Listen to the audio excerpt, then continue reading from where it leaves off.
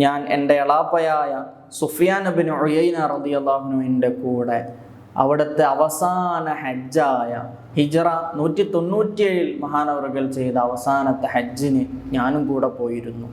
അങ്ങനെ പോയ സമയത്ത് മഹാനവറുകൾ നിസ്കരിച്ച് ആ വിരിപ്പിൽ കിടന്നുകൊണ്ട് അള്ളാഹുവിനോട് പറയുന്നു, ഖദ് വാഫൈതു ഹാദിഹിൽ മൗദിഅ 70 ആമൻ.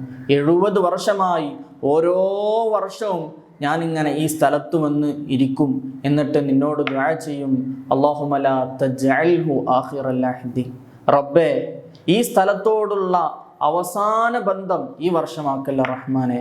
എനിക്ക് ഇനിയും ഒരുപാട് തവണ ഇവിടെ വരാനും ഹജ്ജ് ചെയ്യാനും നീ തൗഫീഖ് നൽകണേ. ഈ വർഷം എന്നെ മരിപ്പിക്കരുത് റഹ്മാനെ എന്ന് മഹാനവറുകൾ ദുആ ചെയ്യുകയാണ്. എന്നിട്ട് മഹാനവറുകൾ തുടർന്ന് പറയുന്നു, വ ഇന്നി ഖദ് ഇസ്തഹ്യയ്തു മിനല്ലാഹി മിൻ കസറതി മാ അസ്അലുഹു. എത്ര കാലമായി, 70 വർഷത്തോളമായി നിന്നോടിങ്ങനെ ചോദിച്ചുകൊണ്ടേയിരിക്കുകയാണ്, ഇനിയും ഹജ്ജ് ചെയ്യാനുള്ള തൗഫീഖ് നൽകണേ, തൗഫീഖ് നൽകണേ.